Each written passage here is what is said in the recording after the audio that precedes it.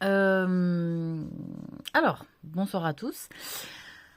Juste pour revenir un peu sur la vidéo d'hier, puisqu'il y a des gens, ils ont dit « Ouais, t'as pas dit que t'avais été Kate Bush, t'as pas dit que t'avais été Nina Hagen. » Bon, j'ai été tout un tas d'artistes. J'ai, bon, Madonna, pareil, Shakira, mais ça je l'avais déjà dit.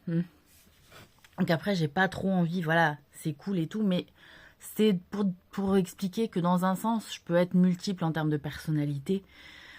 Voilà, donc j'ai beaucoup été intéressée par les cours de comédie, hein, comme je vous ai dit, que j'ai appris dans le cirque. Et c'est là où j'ai fait mes premières écoles de spectacle, en fait. Bon, après ça a été le show business aux États-Unis, etc. En tant que Marilyn, donc il y a et puis bon d'autres artistes aussi.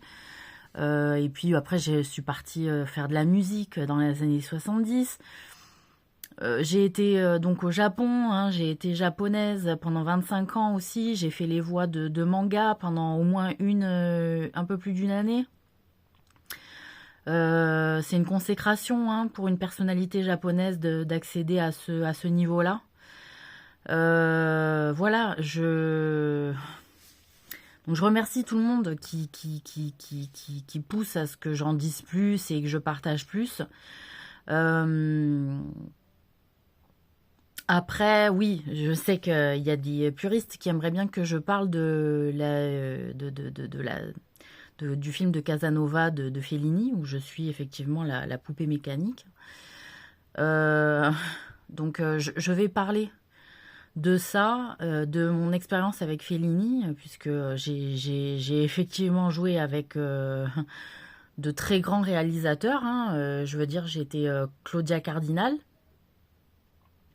Donc c'est moi qui joue aussi dans Il était une fois dans l'Ouest. Hein. Bon, voilà, c'est merveilleux, hein, c'est merveilleux, mais tout ça, ça demande un travail très dur. Il faut beaucoup prendre sur soi. On est quand même, il y a un gros travail d'humilité à faire parce que il y a beaucoup de moments, enfin particulièrement moi qui n'avais jamais fait aucun passage, hein, c'était aussi lié à ça, mais beaucoup de moments d'humiliation en fait, et de patience et de non-retour sur effort. C'est-à-dire que voilà, c'était distribué sans fin les efforts, quoi, voilà. Donc, donc je vais parler de la poupée mécanique donc dans Fellini. J'ai pas repris le film depuis le début, je vais peut-être le regarder ce soir, ou peut-être demain, je vais peut-être me faire ce plaisir-là de le regarder en entier demain.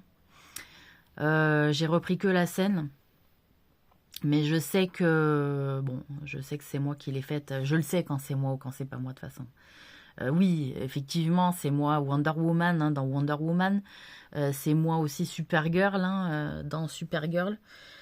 Euh, voilà, c'est moi aussi l'actrice, je sais plus, Harris, qui joue dans Black and Blue. Hein, c'est moi. Euh, voilà, bon, c'est moi aussi Julia dans Balle perdue. Hein. Voilà, hein, c'est moi qui joue aussi des gadgets dans les films banlieusards.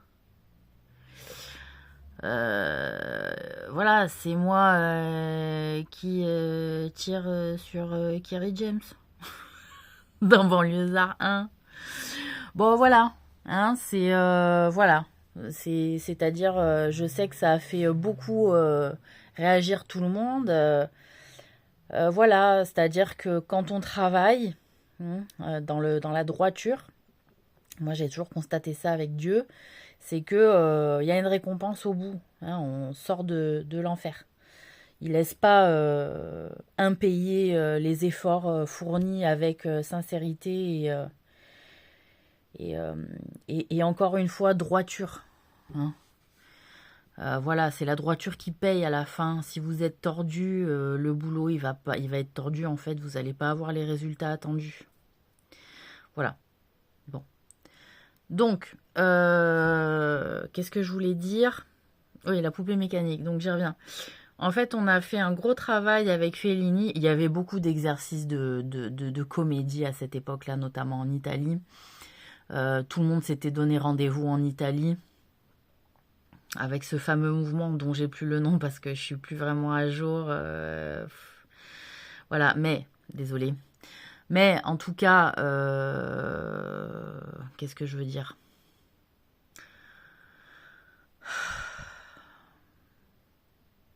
Donc l'exercice avec Fellini, hein, parce que bon, il disait aussi, je vais te faire un autre exercice que te mettre à mort. Hein, il m'a dit, il y en a assez de te voir mourir, parce que je sais plus le nom de l'autre réalisateur italien. J'avais vu le film aussi. Enfin bon, bref, c'était toujours une passion de voir mettre à mort quelqu'un. Et alors moi, toujours les gens, ils disaient, bon, elle a pris la voie de la mort, voilà.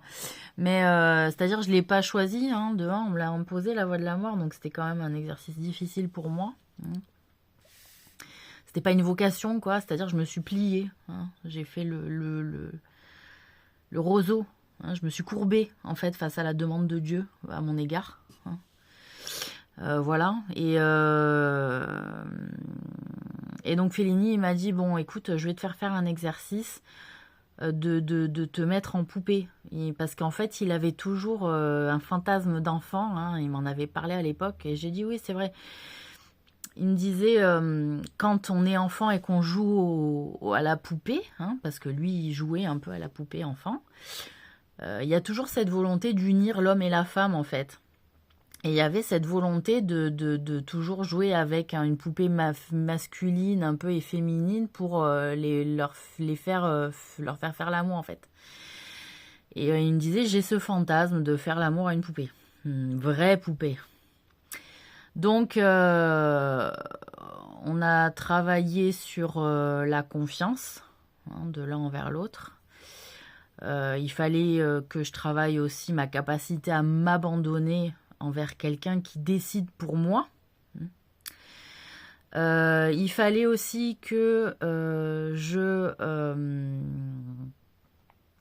sois une poupée de caractère. Hein, on le voit, hein, dans la scène, il y a du caractère. En fait, il fallait que je m'impose aussi. Parce que même si je devais faire confiance, que je devais m'abandonner au créateur, hein, il fallait aussi que j'ai du caractère et que je sache m'imposer.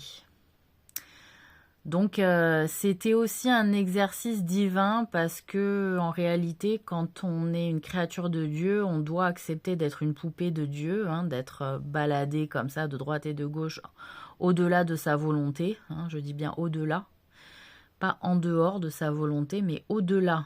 C'est-à-dire quelque chose qui va agir sur nous par supériorité en fait. Mais quelqu'un qui a du caractère, c'est-à-dire qui sait aussi imposer la loi de la science du bas, hein, entre guillemets, la science du terre-à-terre, la science de l'expérience, la science du vécu, la science du désir, la science de la volonté, la science de s'inscrire dans des choix aussi, liés à cette capacité qu'il nous a donnée de libre arbitre. Donc, il y avait cette question-là qu'il fallait que je guide quand même un petit peu la danse, hein, qu'on fasse ce que je veux aussi dans la danse.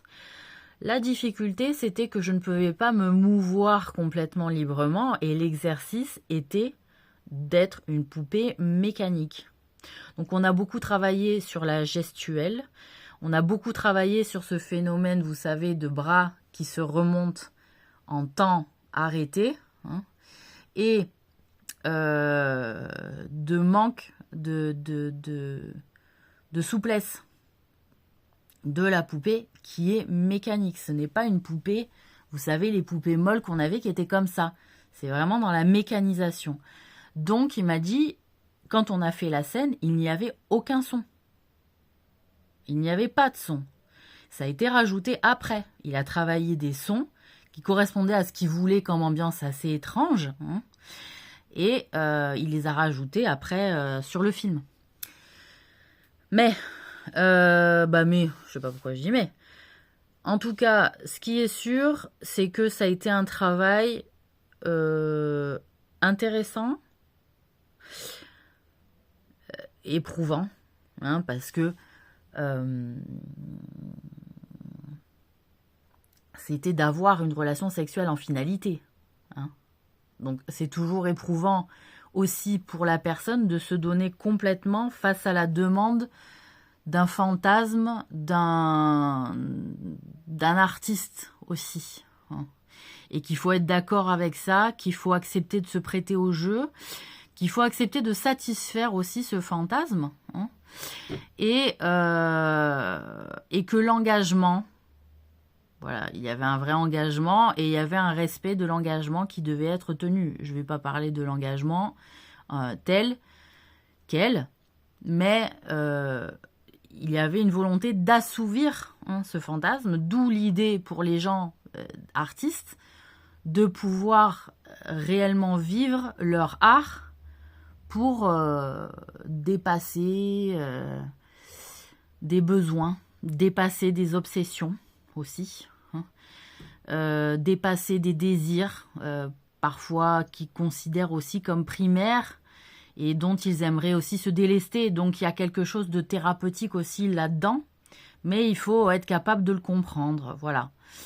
Donc, et de s'y prêter avec beaucoup de sagesse. Voilà, avec beaucoup de sagesse. Hein. Donc, effectivement, il y a cet exercice, vous savez, en comédie, au théâtre, où on apprend à s'abandonner. Vous savez, on se laisse tomber. Il y a un cercle autour de nous de personnes et on se laisse tomber et on se fait rattraper par les autres. On se fait rattraper par les autres, donc il y a ce côté effectivement là, effectivement qui est évidemment joué au sein de la scène,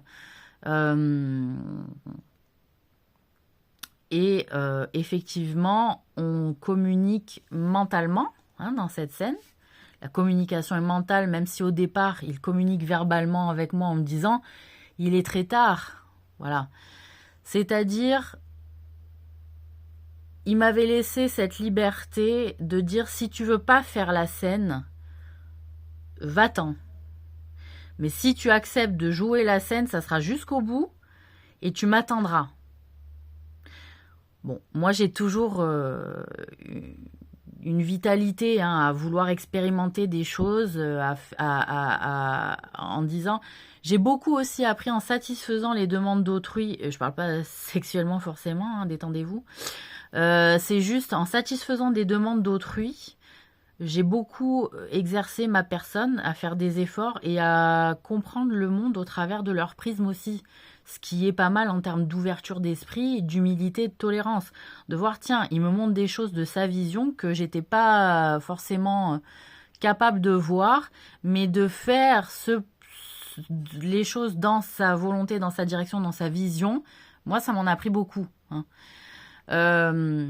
Donc, c'est pour ça que j'ai accepté d'aller voir ce qui se cachait derrière. Bon, c'est éprouvant quand même parce que on est soumis à la volonté de l'autre quand même. L'exercice était d'assouvir un fantasme, donc quand on n'a pas le même fantasme, c'est éprouvant aussi quand même, faut le dire. Il y avait un film aussi à la clé qui était quand même Casanova. Il en avait une lecture particulière. J'ai toujours, quand je me lance dans un projet, j'ai toujours un côté où je veux aller jusqu'au bout. J'ai un côté un petit peu comme ça, donc je vais mettre à difficulté ma propre personne pour voir, mais ça peut laisser des traces. Ça peut laisser des traces d'étrangeté, hein. Surtout que en réalité, il me fait devenir vraiment poupée comme ça. C'est-à-dire, je ne suis pas à l'intérieur. Je ne peux pas être à l'intérieur de cette poupée. Que les gens n'imaginent pas que je suis à l'intérieur de la poupée en mode bras spaghetti, hein, et jambes et taille spaghetti. Non, il m'a ciré avec la méthode de cirage, hein, de sorcellerie, hein. Donc, je me suis fait vraiment cirer et amincir et complètement transformer. Donc, c'était un...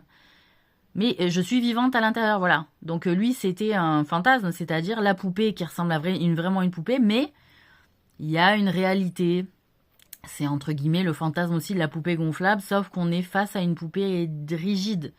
Hein, puis maquillée, puis machin, c'est pas juste un truc en plastique gonflé. Je sais pas à quelle époque c'est sorti d'ailleurs, ce plastique gonflé, mais enfin, il en a fait la publicité, puis il en a fait peut-être le premier modèle de cette histoire. Mais donc après, c'était une particularité aussi de fascination pour les marionnettes, toujours. Le monde des marionnettes, ça laisse toujours une empreinte particulière quand on est enfant. C'est un univers particulier. Les automates aussi, ça laisse toujours une empreinte particulière. Moi, j'allais dans un parc à automates, ça m'a toujours laissé une empreinte particulière. Comme si les poupées, en fait, elles étaient vivantes aussi, vous voyez. Donc, c'est particulier. Ce que je me suis pas vraiment dit avec mes Barbies, vous voyez, par exemple. Mais voilà, les Barbies, on les fait vivre, on projette de la vie dessus, mais en réalité, on sent vraiment quelque chose d'inerte. Ce que je ressens moins avec l'automate, puisque l'automate, souvent, dans les parcs, il est en mouvement. Donc, c'est encore autre chose. Voilà. Donc, voilà pour l'histoire de la poupée mécanique dans Casanova de Fellini. Et il y aura peut-être d'autres choses à vous raconter. J'ai écouté une chanson de Brassens tout à l'heure. Je me dis, purée, il parle de moi. Encore. Donc je me dis, il y a beaucoup de chansons où il parle de moi. Bref. Donc voilà, bon, il y a pas mal de monde qui ont voulu témoigner de ma vie, je crois, parce que je pense que j'ai eu des attitudes et des réactions et des modes de vie assez courageux. Et je pense que les gens ont voulu me rendre hommage aussi d'une certaine manière et que ce soit pas oublié. Je remarque dans les films qu'il y a des choses qui viennent de moi, dans les paroles, et que je suis une grande source d'inspiration pour beaucoup de gens. Voilà, donc sachez que vous aussi, vous pouvez devenir vos propres sources d'inspiration et surtout que moi, ma source d'inspiration première, c'est la nature, Dieu, et mes observations et mes méditations. Donc, je vous invite à pratiquer un petit peu la même chose que moi pour voir où Dieu va vous mener dans vos chemins à vous et pas forcément dans le mien. Voilà. Allez, passez une bonne soirée.